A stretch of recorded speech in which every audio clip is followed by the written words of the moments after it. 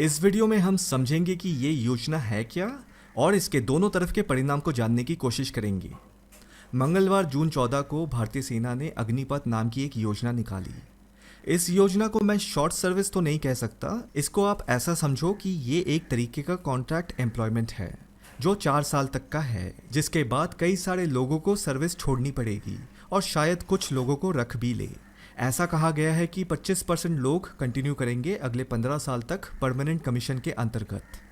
इस योजना का जो मेन पॉइंट है वो ये है कि हर साल भारत में 40 से 50 हज़ार लोगों की भर्ती होगी सेना में, जिससे एक तरफ देश में बेरोजगारी कम होगी और साथ ही भारत की सेना में लोगों की कमी नहीं रहेगी। अगर आप देखें, जब कोई इंसान फौज में भर्ती होता है उसका मेन रीज़न ये होता है कि वो किसी तरह एक अच्छी लंबी नौकरी करके उस नौकरी से जुड़े फ़ायदे जैसे कि पेंशन, हेल्थ केयर और भी इत्यादि सुविधाएं आसानी से प्राप्त कर सके। तो ये होता है किसी भी सरकारी नौकरी को पाने का मेन गोल। इसको अंग्रेज़ी में कहते हैं future is secured in government job. और इस चीज़ को अगर आप इकोनॉमिक पॉइंट ऑफ व्यू से देखें तो सरकारी नौकरी में जो लोगों की सैलरी, पेंशन और अन्य सुविधाएं, इन सब के पैसे कहाँ से आते हैं? ये आते हैं जनता से टैक्स लेने के बाद। So it is the tax payers money. और फौज की तरफ से जो खर्चा आता है वो होता है रक्षा बजट, यानी कि डिफेंस बजट के अंदर दिखाया जाता है।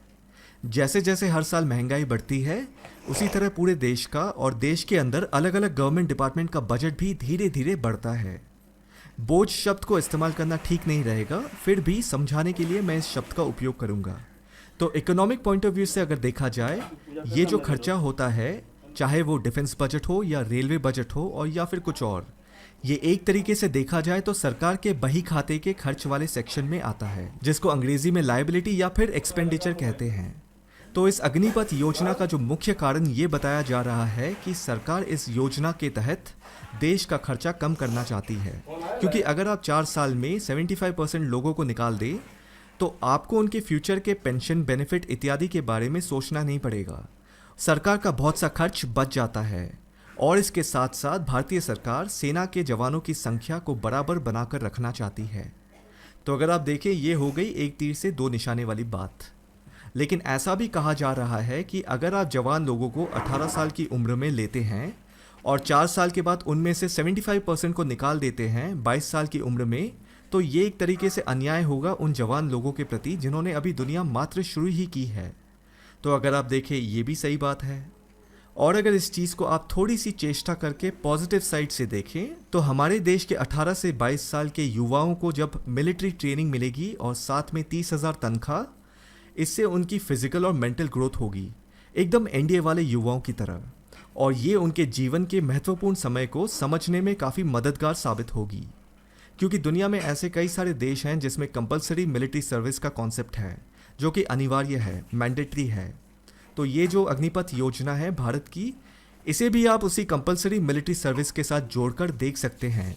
लेकिन फ़र्क ये होगा कि भारत में ये योजना कंपलसरी नहीं है, ये एक वॉलंटरी रूप में, जो कि भारत एक डेमोक्रेसी है, तो इसे वॉलंटरी रूप में एक योजना के तहत देश के सामने रखा गया है। एक और चिंता ये भी जताई जा रही है कि इस योजना की वजह से बड़ी संख्या में हथियार चलाने की ट्रेनिंग जब युवाओं को मिलेगी और जब उनकी सर्विस खत्म होने पर वापस लौटेंगे अपनी अपनी सिविल लाइफ में, तो ऐसा कहा जा रहा है कि जवान लोगों के खून में जोश होगा, अग्रेशन होगा, और ये शायद कानून व्यवस्था में जुड़ी समस्याएं खड़ी कर सकते हैं। तो ऐसे कई सारे छोटे बड़े एडवांटेजेस और डिसएडवांटेजेस बताए जा रहे हैं। लेकिन अब सबसे बड़ा सवाल ये आता है कि आखिरकार सरकार को ऐसी योजना क्यों निकालनी पड़ी? क्योंकि भारत की फौज की संख्या दुनिया में दूसरे नंबर पर आती है, चीन के बाद। तो ऐसा भी मानना है कि भारत और चीन के बीच अभी जैसे हालात चल रहे हैं, इसे देखते हुए ऐसा अनुमान लगाया जा रहा है कि लड़ाई कभी भी छिड़ सकती है। अगर ऐसा कुछ हुआ तो भारतीय फौज को बड़ी संख्या में लोगों की ज़रूरत होगी। तो इस भविष्य की चिंता को सोचते समझते हुए भारतीय सरकार ने इस प्रकार की योजना निकाली। तो ये थी अग्निपथ योजना। अभी के लिए इतना ही, मिलते हैं अगले वीडियो में।